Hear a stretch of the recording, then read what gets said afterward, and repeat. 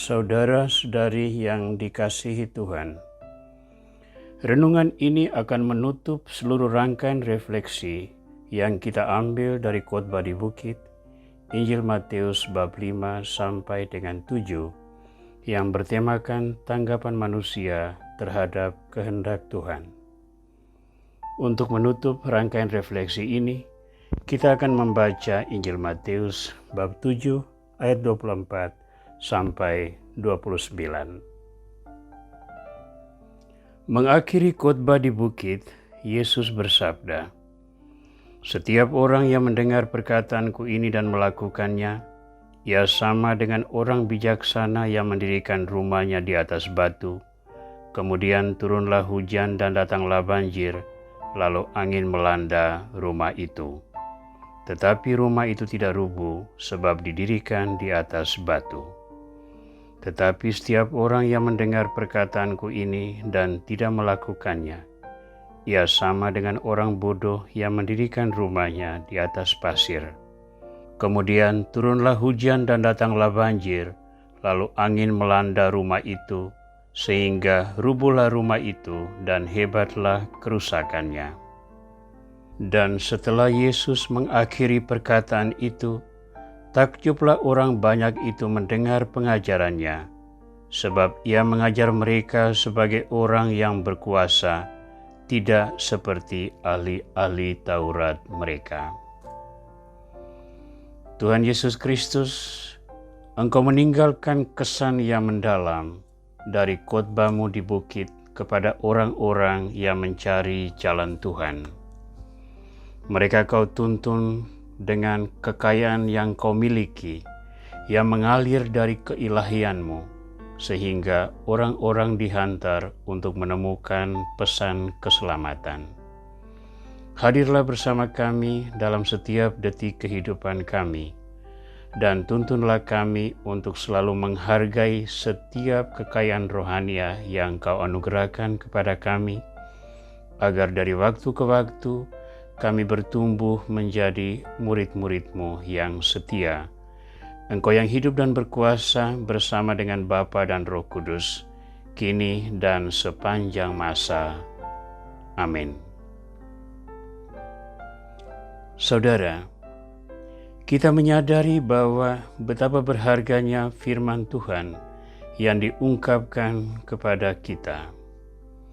Betapa beruntunglah kita yang memperoleh pewahyuan diri Tuhan, mulai dari karya penciptaan hingga perutusan para nabi, para bapa bangsa, para hakim dan raja, yang mengungkapkan kepada kita kehendak Allah yang terwariskan kepada kita dalam kitab-kitab suci.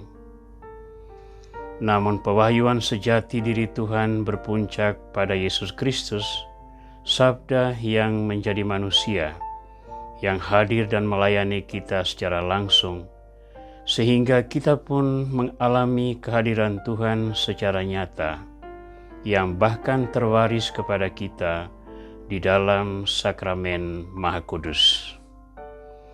Maka saya berani untuk mengatakan, berbahagialah semua orang yang dengan kesadaran penuh mengambil bagian dalam gerakan adorasi di depan sakramen Maha Kudus, karena Anda semua menyiapkan diri untuk bertemu secara langsung dengan Tuhan yang bertakhta di dalam sakramen Maha Kudus.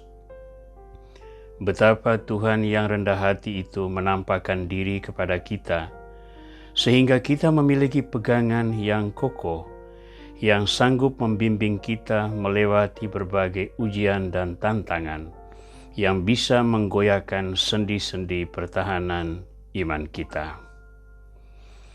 Jika karunia Tuhan kepada kita begitu hebat, masihkah kita ingin mengkhianati Dia dengan melakukan hal-hal yang berlawanan dengan kehendak-Nya?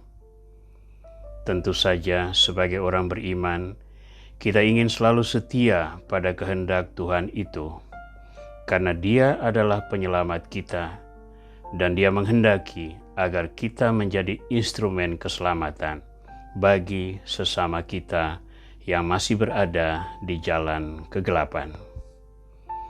Namun untuk bisa menjadi instrumen keselamatan yang baik, kita harus memiliki dasar pijakan yang kokoh, yakni firman Tuhan. Firman itu harus menjadi fondasi kehidupan kita, menjadi inspirasi yang menentukan bagaimana kita bertutur kata dan bertingkah laku, yang mendorong kita untuk mendefinisikan tujuan apa yang mau kita capai di dalam perjalanan hidup ini.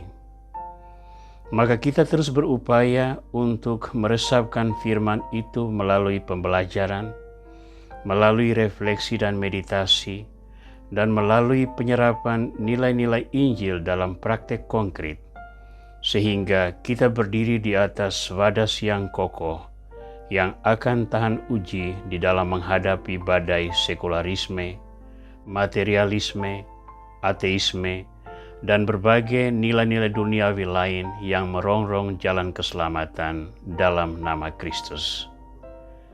Karena itu, marilah kita memanfaatkan gerakan ini sebaik-baiknya sebagai cara untuk mendirikan basis iman yang kokoh yang akan tahan terhadap badai kehidupan itu, sehingga kita menjadi laksana mercusuar yang tetap bersinar untuk memberi petunjuk jalan bagi para pelaut yang ingin menemukan harapan di tengah kegelapan samudera.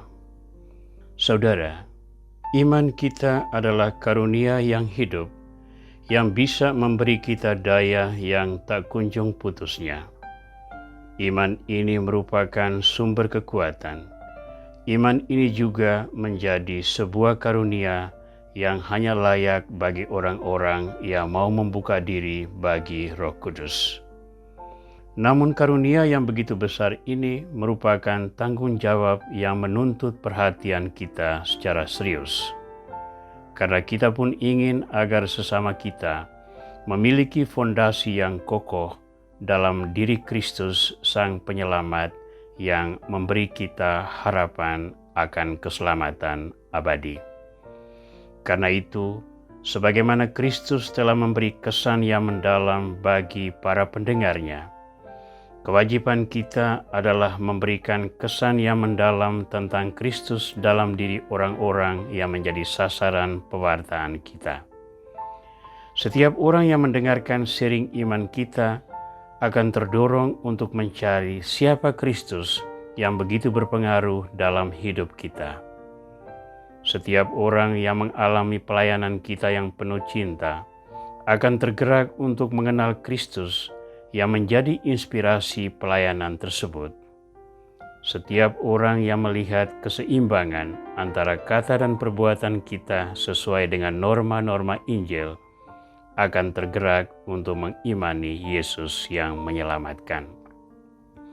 Namun untuk menciptakan kesan yang mendalam itu, dari diri kita dituntut sebuah integritas iman yang tak luntur oleh nilai-nilai dunia.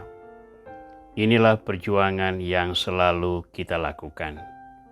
Dan beradorasi di depan Sakramen Maha Kudus merupakan sebuah jalan untuk meraih kekuatan tersebut. Semoga dengan kekuatan yang datang dari Tuhan, kita akan selalu berkiprah di tengah dunia yang tidak memberi ruang gerak bagi karya-karya ilahi dan menyiapkan tanda harapan bagi mereka semua yang akhirnya ingin menemukan jalan kebenaran namun tak tahu kemana harus mencarinya. Berdirilah selalu di atas wadas yang kokoh, yakni Kristus sendiri, dan jadilah wadas yang kokoh bagi sesamamu yang belum mengenal Kristus, dan antarlah mereka sehingga mereka bertemu Kristus dan meninggalkan dirimu. Tuhan Yesus Kristus, janganlah Kau tinggalkan kami di saat suka dan duka. Ketika kegembiraan menguasai hati kami, ingatkanlah kami untuk tidak berpuas diri. Ketika kesulitan melanda, ingatkanlah kami bahwa Engkaulah harapan kami satu-satunya. Semoga dengan mengolah pengalaman-pengalaman iman tersebut, kami pun menjadi murid-murid yang kokoh di tengah gempuran berbagai kuasa kegelapan, bahkan bisa menjadi pembagi harapan bagi sesama kami yang juga turut berjuang di tengah ketidakpastian dunia ini. Jadikanlah kami alat-alat-Mu yang efektif mewartakan firman-Mu melalui perkataan dan perbuatan kami, sehingga hidup kami menjadi pujian bagi keagungan nama-Mu, kini dan sepanjang masa. Amin.